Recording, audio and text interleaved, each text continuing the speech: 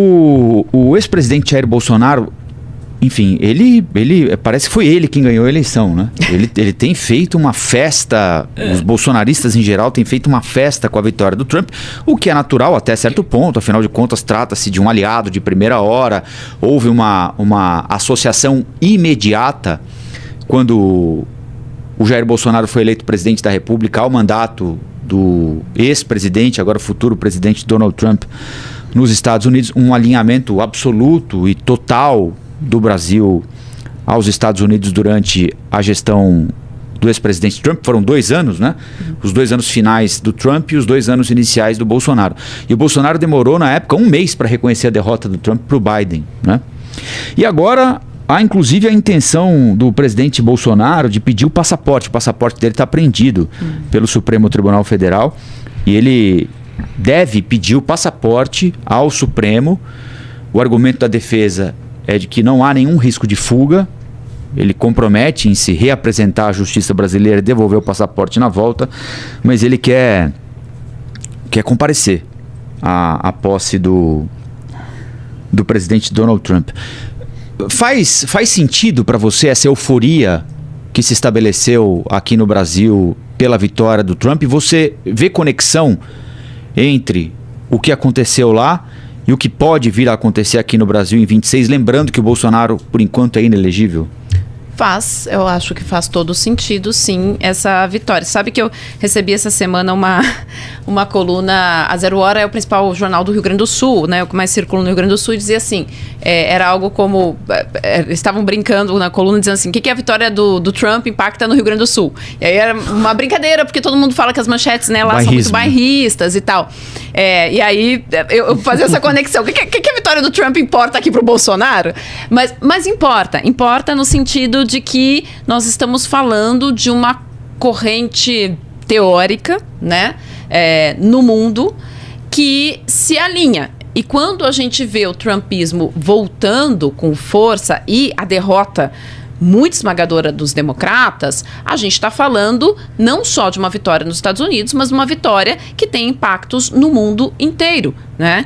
E isso, olhando para cá, vai ter sim impacto. Desde o Fundo Amazônia que os Estados Unidos pagou já uma parcela para o Brasil, a gente não sabe mais se vai pagar daqui para frente, porque o discurso de Donald Trump em relação ao meio ambiente não é um discurso alinhado com o que propõe a ONU, com o que propõe os pactos globais, até o fato de que nós teremos sim um fortalecimento ideológico dessa extrema-direita, tendo em vista, por exemplo, que ele coloca lá o Kennedy à frente do Obamacare, que é uma pessoa que está questionando até o uso de flúor na água, né? Havia necessidade de você, no momento que ganhou, a pessoa que você indica para a saúde já falar, olha, eu questiono vacina, questiono colocar flúor na água. Não, mas por que isso é importante? Porque isso reforça questões ideológicas desta corrente mais de extrema direita, né? Essa ala mais ideológica, que está ali hoje muito centrada no J.D. Vance, que é o vice-presidente, né? Que vai assumir junto com o Trump.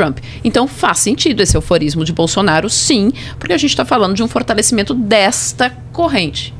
Você acha que faz sentido, Vinícius? Eu acho que motiva muito os apoiadores, motiva quem se enxerga nesse campo ideológico, né? Uma vitória de Trump coloca ali os eleitores do Bolsonaro, os eleitores da direita, fala, olha, eles venceram lá, a gente pode vencer aqui também.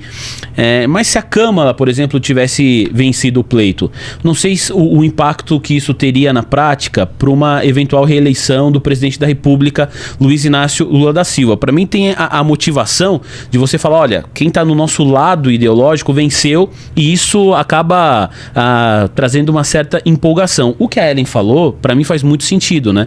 Você tem agora um governo, pensando no nosso presidente da República, no Lula, que ele não tem na Argentina, que é um parceiro histórico do nosso país, uma compatibilidade ideológica com o chefe de Estado da Argentina, que é o Milei. A despeito da Argentina está num momento econômico bastante desafiador, para falar o mínimo. E um outro parceiro econômico importante do Brasil, que é os Estados Unidos, a partir de janeiro do ano que vem, ele também não tem mais lá um parceiro ideológico. Vejo muita gente falando, né, que independentemente de democrata ou republicano, os Estados Unidos sempre vão pensar nele em primeiro. E a história mostra isso. No entanto, no campo político, é inegável que o presidente da República tem mais afinidade com Joe Biden, com Kamala Harris, do que vai ter com Donald Trump. Quem tem afinidade com Donald Trump é o ex-presidente Jair Bolsonaro. E se você pensar nesse sentido, nesse contexto, os apoiadores do ex-presidente Bolsonaro estarem mais empolgados com a vitória de Trump, isso faz todo sentido.